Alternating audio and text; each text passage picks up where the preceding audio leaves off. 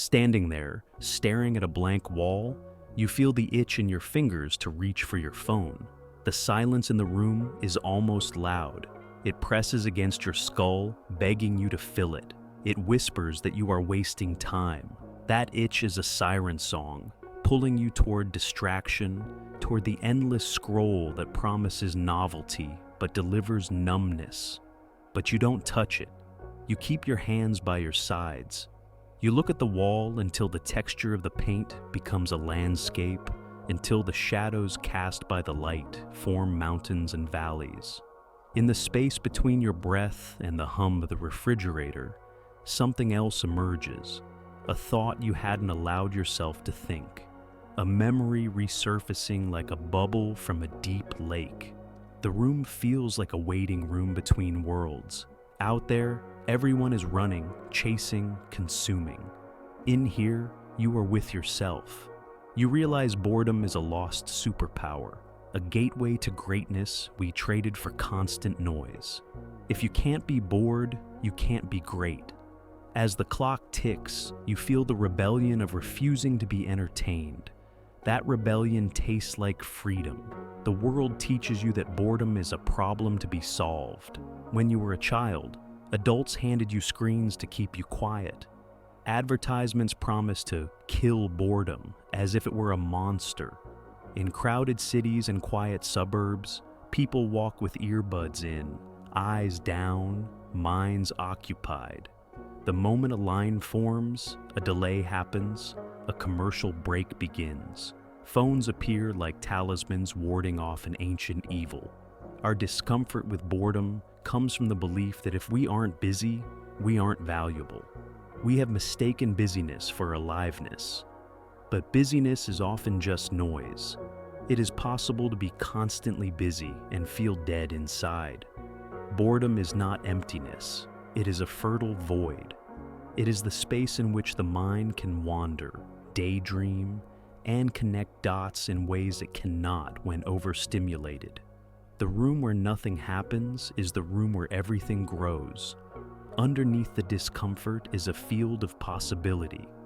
In that field, you rediscover curiosity. You start to ask questions. You hear the echo of your own voice rather than the incessant hum of the world. Boredom is the beginning of curiosity. When the noise of distraction quiets, you start to notice things you overlooked. You notice the way sunlight moves across the floor, the way your own thoughts loop like a song stuck on repeat. You begin to investigate those loops. You ask, why do I keep thinking about that? What would happen if I followed that thought? Curiosity is the mind's way of exploring. It takes you on detours. It invites you to pick up a book you wouldn't normally read, to listen to music without lyrics so that your thoughts can become the lyrics. Curiosity leads to questions, and questions lead to exploration. That exploration is where creativity lives. Creativity is not summoned on demand. It arrives when there is space. Boredom is space. Monks, athletes, artists, they all know this. A monk sitting in meditation, an athlete running endless drills, an artist staring at a blank canvas, they encounter boredom and move through it.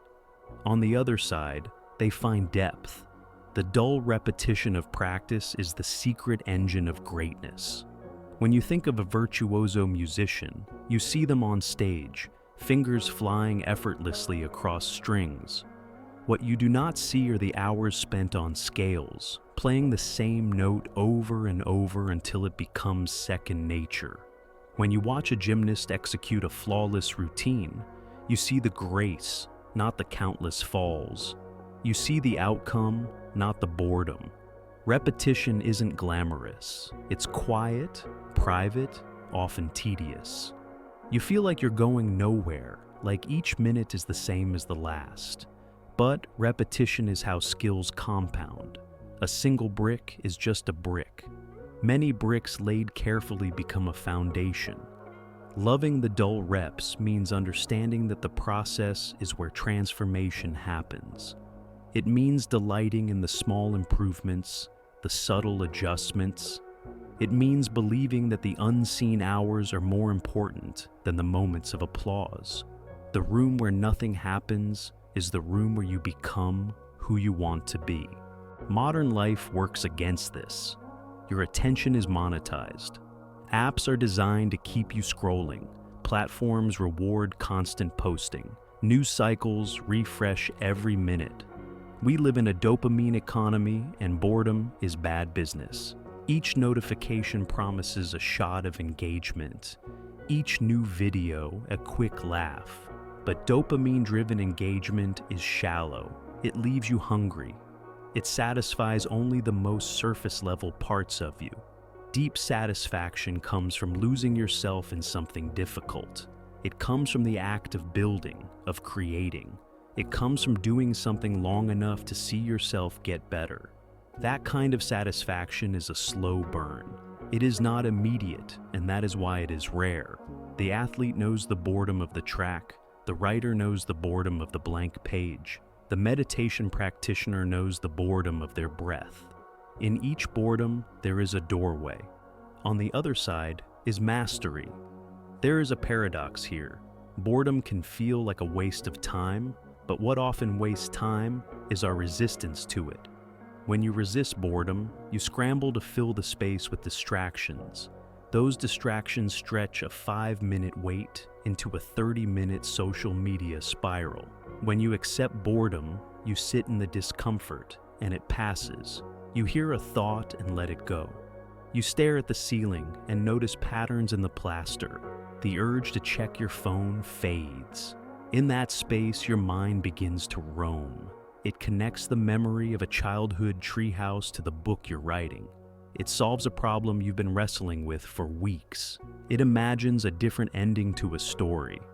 This roaming is daydreaming, and daydreaming is not laziness. It is a natural cognitive process that fosters creativity. It allows your subconscious to surface solutions. In that sense, boredom is not the absence of creativity. It is its incubator. If boredom invites curiosity and repetition builds mastery, then the compounding effect of these two is greatness.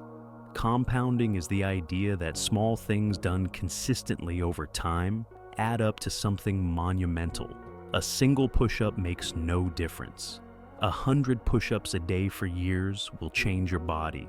A single scale played does not make a musician. Hours of scales, weeks of practice, years of dedication do. Greatness isn't a lightning strike.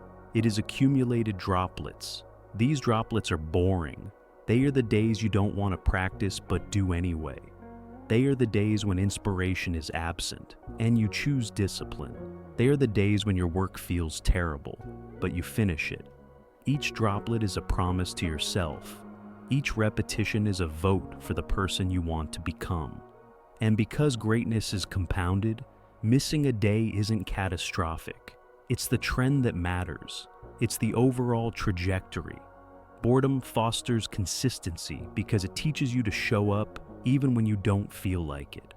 There's also a spiritual side to boredom. It teaches surrender. When you sit in boredom and resist the urge to escape, you face yourself. You come into contact with the parts of you that are restless, needy, fearful. You see how much of your identity is wrapped up in doing. Who are you when you're not doing anything? Who are you without tasks or distractions? In that space, you might encounter emptiness. That emptiness is not void.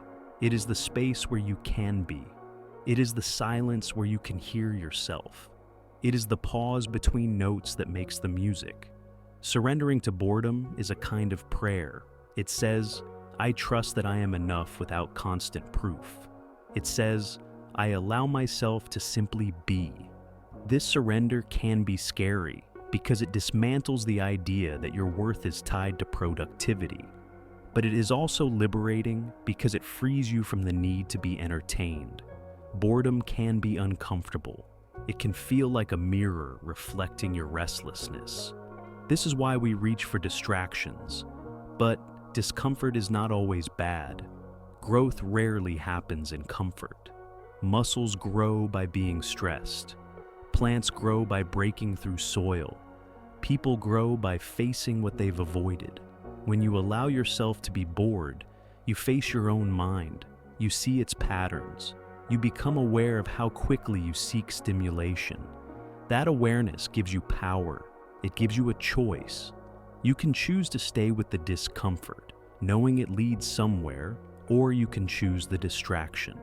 One choice keeps you at surface level, the other takes you deep. One of the refrains that may echo in your mind is this: there is magic in monotony. Let it become a mantra. When you are washing dishes and your mind starts to wander, whisper it. There is magic in monotony. When you are doing the same yoga pose for the 100th time, whisper it. When you are practicing scales and your fingers ache, whisper it. This refrain reminds you that behind each repetitive action is an accumulation. It reminds you that you are building something invisible. Repetition is a kind of devotion. It is coming back to the same place and finding something new there each time. The monk returns to his cushion. The runner returns to her route. The artist returns to her canvas. Each return is an act of faith. The room where nothing happens is where everything grows. This is a truth you may resist, but eventually embrace. The great works you admire were born in that room. The insights that change your life arrived in that space. Greatness requires solitude, stillness, silence. It requires boredom. When you create these conditions, you create the potential for greatness. You may not see the results immediately. You may sit in boredom and feel like nothing is happening, but trust that something is. Just as seeds germinate unseen, your ideas and skills are germinating. Trust that boredom is not a void, but a womb. Trust that if you stay with it, something will emerge. You stand at that blank wall again. The itch comes. You feel the urge to pick up your phone, but you smile because you know now. This discomfort is a doorway.